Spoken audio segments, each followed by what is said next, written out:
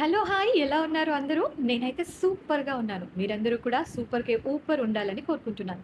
Welcome to our channel MOS talks. ఈ ప్రపంచంలో ఈ జనరేషన్‌లో ఉన్న వాళ్ళకి చాలా కష్టమైన పని ఏంటో తెలుసా? పిల్లల్ని పెంచడం. దానికంటే ఇంకా కష్టమైన పని ఏంటో తెలుసా? పిల్లలకి నో చెప్పడం. కదా!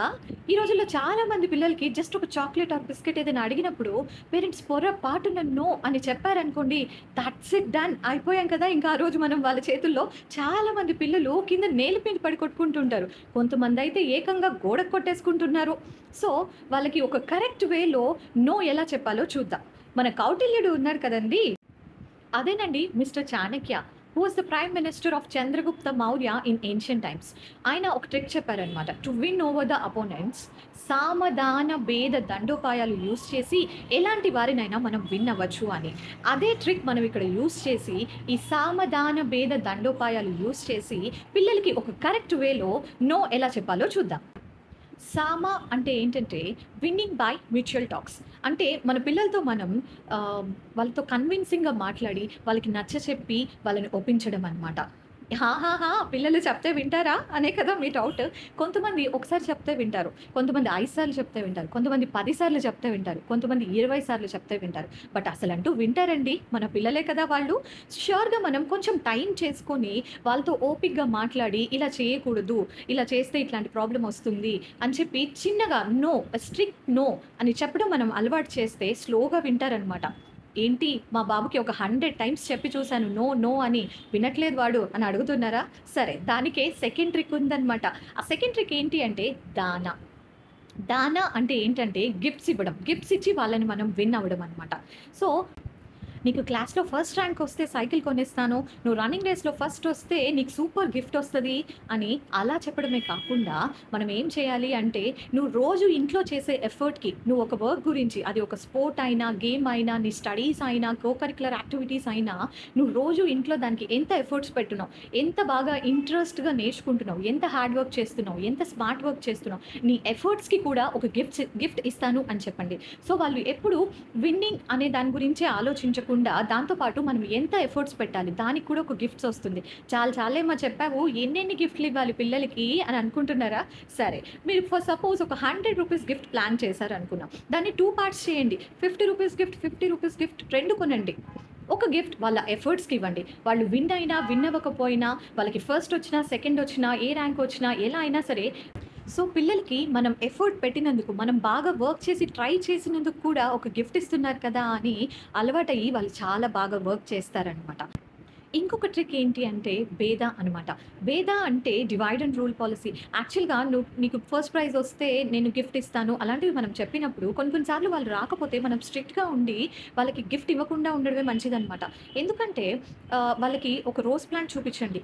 ఒక రోడ్ దగ్గర మొలిచే ఒక గడ్డి చూపించండి. ఇప్పుడు ఆ గ్రాస్ రావాలి అంటే ఎవరైనా ఎఫర్ట్స్ పెట్టారా? జస్ట్ ఎవరైనా ఒక విత్తనం నాటి, నీరు పోసి దాని గురించి కేర్ తీసుకొని ఏమైనా చేశారా? ఏమీ లేదు కదా! దాని పాటికి అదే పెరిగింది. సో, పీపుల్ దానికిచ్చే ఇంపార్టెన్స్ ఏంటి? దాన్నసలు ఎవరు పట్టించుకోరు. అట్ ద సేమ్ టైమ్ ఇంకా మాది మన గార్డెన్‌లో గనుక వచ్చింది అంటే జస్ట్ దాన్ని తీసి పడేస్తారనమాట. అదే ఒక రోజ్ ప్లాంట్ చూడండి.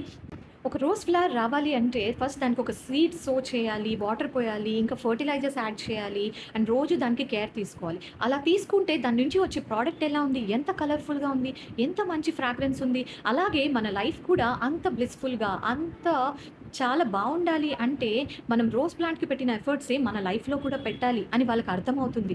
అలా ఒక డిఫరెన్స్‌ని ఒక రోజ్ ప్లాంట్‌కి, ఒక గడ్డి పరకకి ఉండే డిఫరెన్స్‌ని ఒక రైట్ వేలో వాళ్ళు స్పోర్టివ్‌గా తీసుకొని వర్క్ చేసేలాగా మనం అది డివైడ్ చేసి వాళ్ళకి చెప్పాలనమాట. ఎంత చెప్పినా, ఎన్ని చేసినా మా పిల్లలు మాటే వినట్లేదమ్మా అంటే దానికి కూడా ఒక ట్రిక్ ఉంది. సరేనా?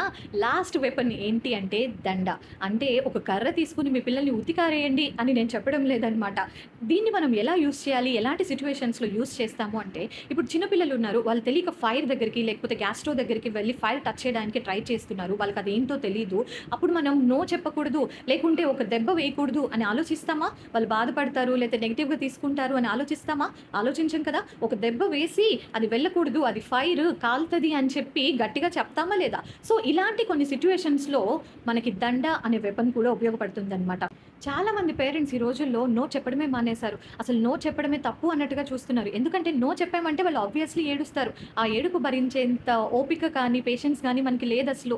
సో, పేరెంట్స్ ఇద్దరు చాలా బిజీగా ఉంటారు. వాళ్ళ వర్క్‌తో వాళ్ళు. సో, పిల్లలకి ఫోన్ ఇచ్చేస్తుంటారు. వాళ్ళు ఫోన్ తీసేసుకున్నామా చాలా పెద్దగా ఏడుస్తారు. ఆ ఏడుపు మనం భరించలేము. వాళ్ళతో స్పెండ్ చేసే టైం లేదు. అందుకని ఫోన్ ఇచ్చేస్తాం. ఫోన్ ఇవ్వడం తప్పనట్లేదు. బట్ ఒక పర్టిక్యులర్ టైమ్ స్లాట్ పెట్టుకోవాలి. ఈ టైంలోనే ఇస్తాను. లేకపోతే నీకు సండేస్ ఇస్తాను. నువ్వు సండేస్ టీవీ చూడొచ్చు. లేకపోతే రోజుకి ఒక హాఫ్ అన్ అవర్ ఫోన్ చూడొచ్చు. ఎందుకంటే దాని నుంచి నేర్చుకునేది కూడా ఉంటుంది వాళ్ళకి. బట్ వాళ్ళకి నో చెప్పి వద్దు ఇంక నీ టైం అయిపోయిందమ్మా ఇంక ఇచ్చేయాలి అని చెప్పగానే వాళ్ళు ఫోన్ ఇచ్చేలాగా వాళ్ళని మనం ట్యూన్ చేయాలి. ఎలా ట్యూన్ చేస్తాము అంటే ఇప్పుడు ఒక ఫ్యామిలీలో వాళ్ళు నాన్ వెజ్ తినే ఫ్యామిలీ అయితే పిల్లలకి చిన్నప్పటి నుంచి నాన్ వెజ్ అలవాటు చేస్తారు. సో వాళ్ళు అదే అలవాటు పడిపోతారు. వెజ్ తినే ఫ్యామిలీ అయితే చిన్నప్పటి నుంచి పిల్లలకి వెజ్జే అలవాటు చేస్తారు. సో వాళ్ళు అలాగే వెజ్ తినటమే స్టార్ట్ చేస్తారు. ఇక్కడ ఏమర్థమవుతుంది మనం ఎలా ట్యూన్ చేస్తే, ఏది పెడితే, లేకపోతే ఏ ఫోన్ ఇస్తే, దేని గురించి మాట్లాడితే, మనం ఎలా ట్యూన్ చేస్తే అలాగే కదా పిల్లలు ట్యూన్ అవుతున్నారు. So, but every child is unique. ఒక్కొక్కళ్ళు ఒక్కొక్కలా ఉంటారు. సో, ఈ సామధాన భేద దండోపాయాలు యూజ్ చేసి పిల్లలకి నో చెప్పడం ఎలాగో మీరు తెలుసుకున్నారనే అనుకుంటున్నాను. అండ్ వీడియో ఇక్కడి దాకా చూసారు అంటే ష్యూర్‌గా నా వీడియో మీకు నచ్చిందనే అనుకుంటున్నాను. ఇలాంటి యూజ్‌ఫుల్ కంటెంట్ అందరికీ రీచ్ అవ్వాలి అంటే ష్యూర్‌గా నా వీడియోని లైక్ చేయండి, షేర్ చేయండి. అలా వెళ్ళే ముందు ఇలా నా ఛానల్‌ని సబ్స్క్రైబ్ చేసుకోవచ్చు కదా!